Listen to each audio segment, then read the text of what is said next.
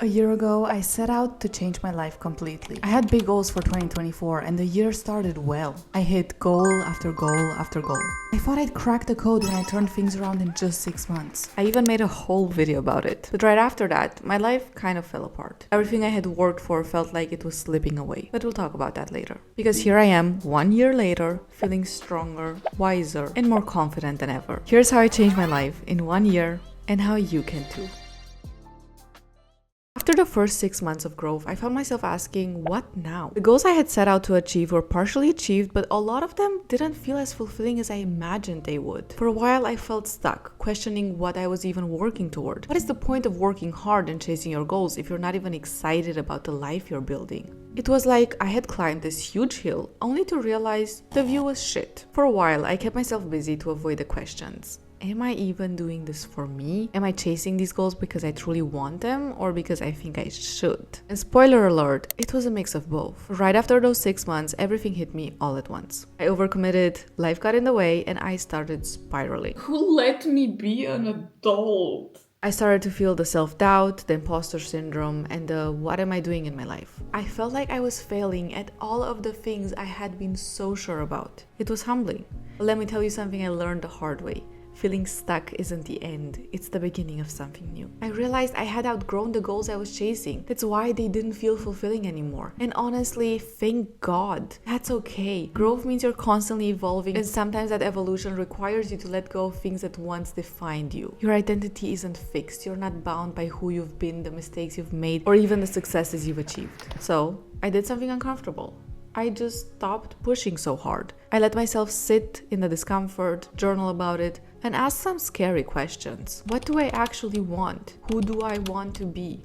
What's truly important to me right now? I realized that I could let go of the version of me who felt she needed to prove herself by achieving some goals and instead start embracing the version of me who just lives authentically and does the things that make her happy. You're the author of your own story, and if you don't like how it's going, you can turn the page and write a new chapter. Looking back, what felt like a breakdown was actually the best thing that could have happened to me. It forced me to pause, reflect, and reimagine my life in a way that feels more aligned and fulfilling. Oftentimes, falling apart isn't the end. It's the beginning of something better. So, if you're feeling stuck or questioning everything right now, take it as a sign. It's time to rewrite your story, baby girl. And the next chapter, it's going to be the best one yet. I've talked about this before. Fear has been like a shadow this year. Just showing up at every turn. The fear of failing publicly, the fear of starting over, the fear of being judged. It wasn't loud or dramatic most of the time, just this annoying voice whispering, what if you're doing something wrong? What if this doesn't work out? What if you fail? For months, I let it control me in small and subtle ways. I didn't even realize it. I would overthink every decision. I'd start projects and abandon them halfway. I'd draft posts or videos and leave them sitting there because I would just overthink everything. Fear was still holding me back, even though I thought it didn't, because I was sabotaging myself. And what I didn't realize back then is fear isn't the enemy, it's your guide. The turning point came one random day when I received an invite to a networking event. I wasn't just attending, I was invited to be on the panel. I was so excited because this was a huge dream come true. But then almost immediately I was tempted to say no.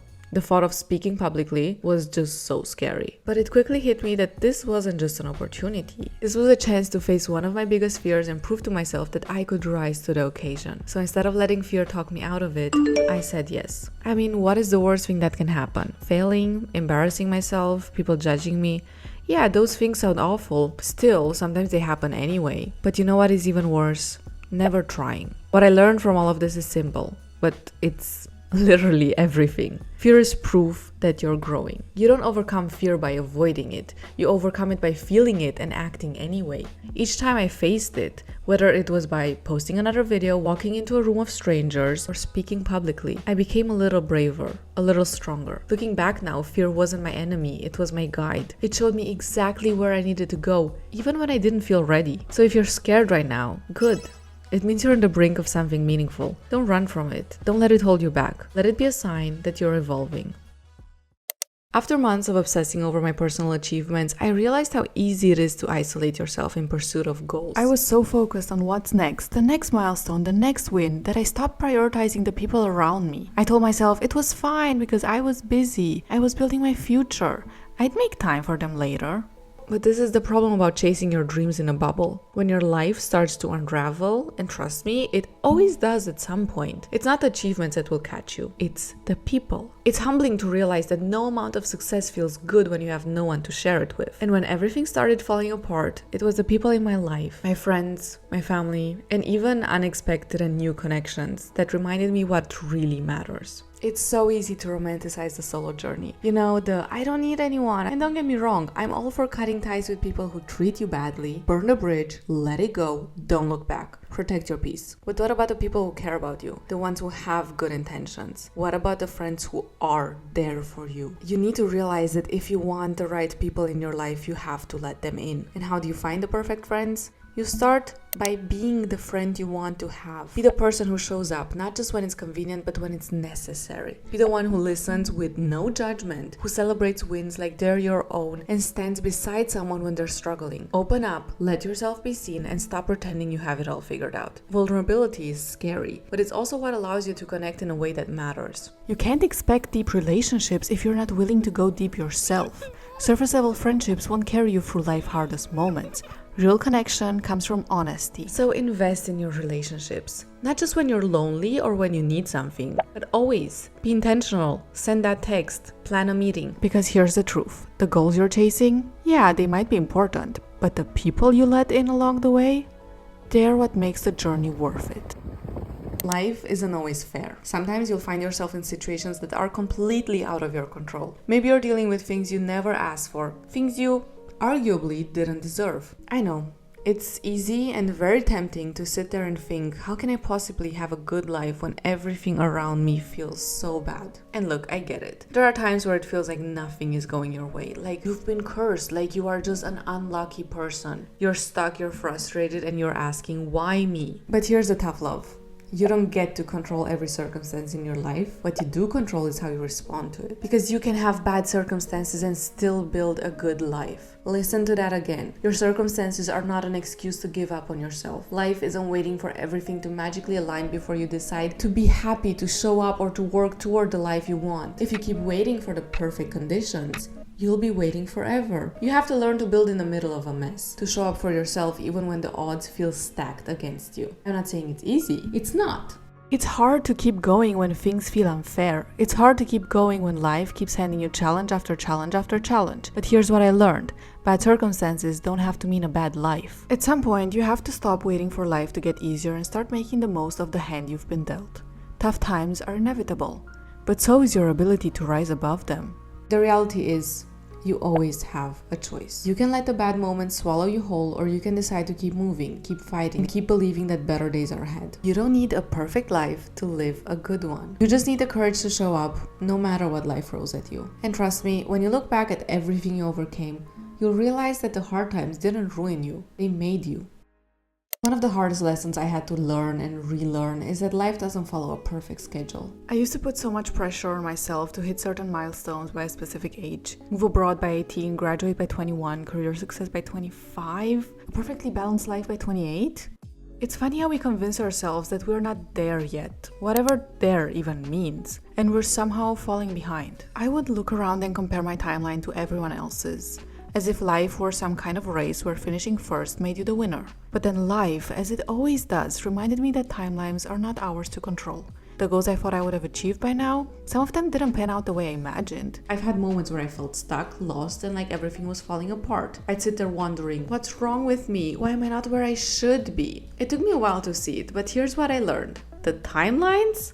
They were suffocating me. I had unknowingly tied my worth to how quickly I could succeed. When I didn't hit those invisible deadlines, I felt like I was failing. But what if we let go of the pressure? What if instead of rushing to check all the boxes, we trusted the timing?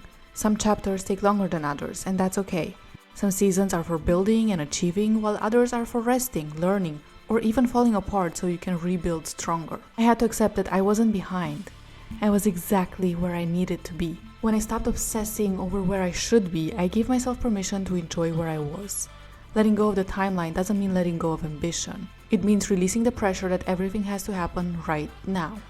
It's trusting that life unfolds in its own way, at its own pace, and that your story doesn't need to look like everyone else's. You're not late. You're not behind. You're just on a different path, and it's leading you exactly where you're meant to go.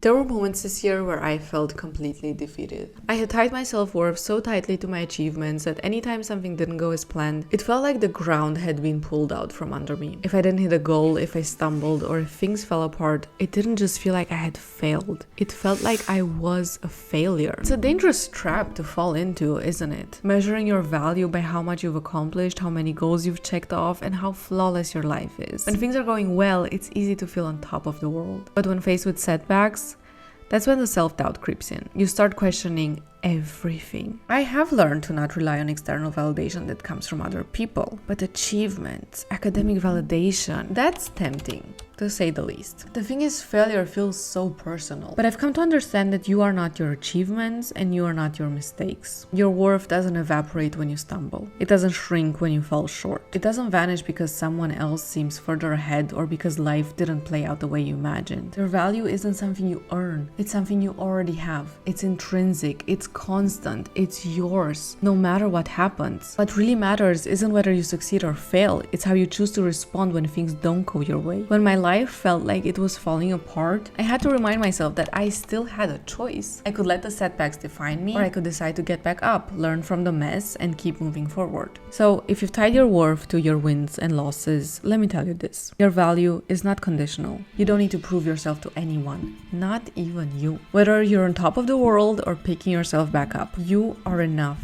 as you are. Because at the end of the day, it's not about never failing. It's about refusing to let the fall keep you down. It's about the courage to stand back up and say, I'm still here. I'm still trying. And that's enough. This year taught me that growth isn't a straight line. I hit some goals. I didn't hit other goals. I stumbled and I questioned everything. But through it all, I learned to let go of timelines, learned to rewrite my story, and to show up, always. If you're in the middle of your own mess, remember, it is not the end. And trust the process, because your next chapter might be the best one yet.